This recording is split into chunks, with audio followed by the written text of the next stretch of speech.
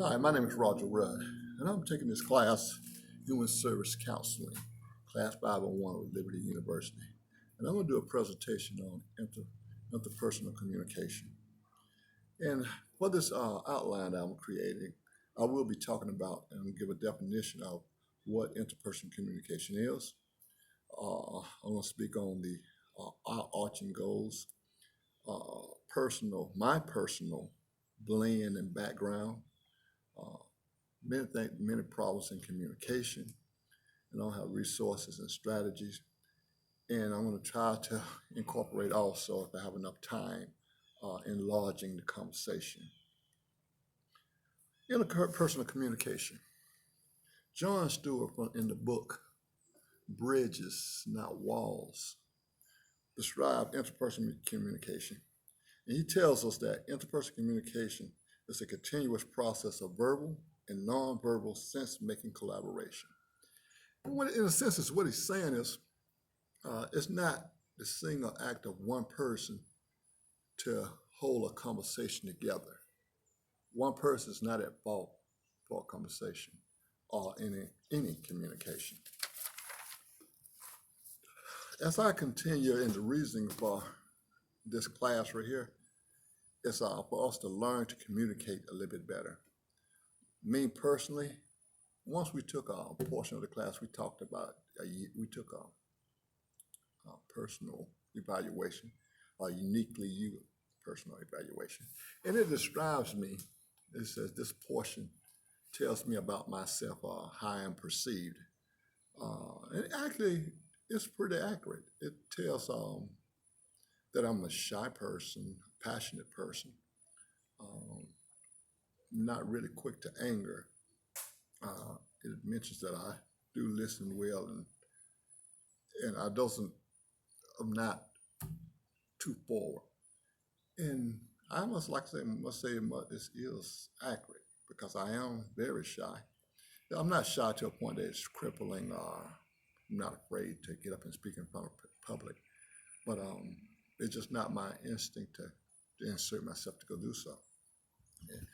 But uniquely, one thing I do like about it, this also gives insight on how you to improve yourself. And when you get right down to it, that is the basic goals of taking in a class. You want to be able to improve yourself as well as the people around you.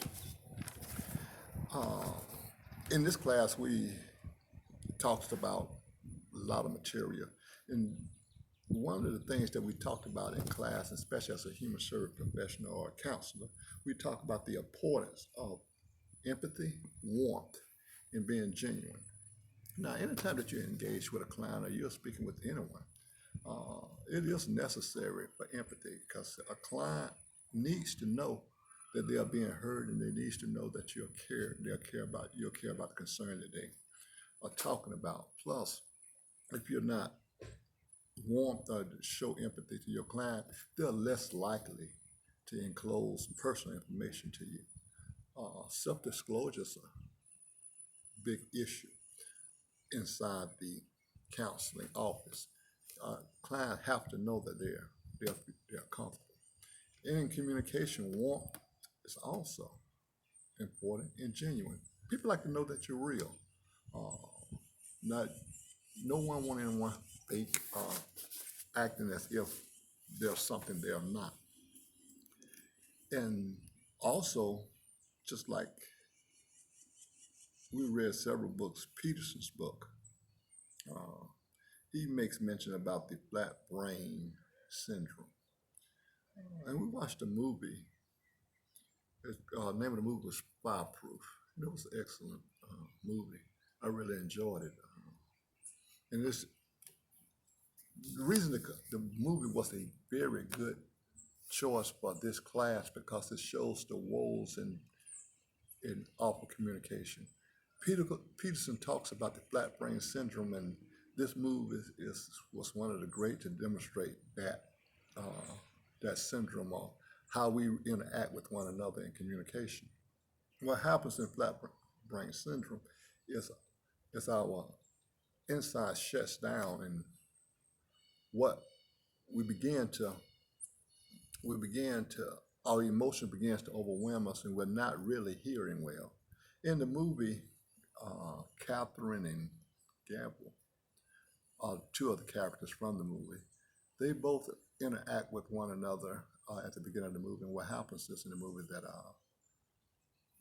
the husband of the gay, he was not able to communicate. He got angry, and they end up splitting up. And in this movie, what happens is that because of his anger, he was not able to hear his wife well. And at the same token is too, because he's not hearing her, she was not at no point of listening to him either. And so in flat brain syndrome, what happens is your emotions overload you, you will begin to shut down.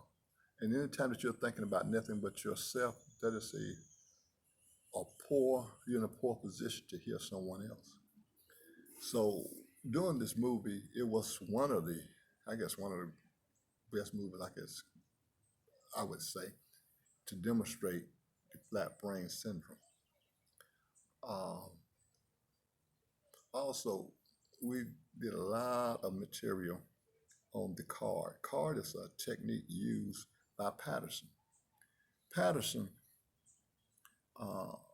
also has several different techniques for the counselor or the human service provider that would teach and, if practice, make them a more effective, better listener, and not only will you be a better, effective listener, but you'll be more compassionate in doing so because it gives you the tools to practice to do that. And me personally, I actually really like the card technique because I found it useful. I have practiced it and I found it useful for communicating when it's hard to hear the next person you're listening to. And the overarching goal of all of this right here were to create human service professionals to be able to hear, listen, and be concerned about their clients. In communication, if you're only, as the scripture says, if you're not, you will taught to hear twice as much as we listen. And oftentimes, I think what happens is we all get that backwards. We like to be heard. We like to talk a lot, and many times we can be in a conversation, we're already thinking about what we're going to say next instead of actually listening and hearing exactly what someone else is being able to say. Anytime that you'll start forming an idea of what you're going to say next in a conversation, you're not listening well.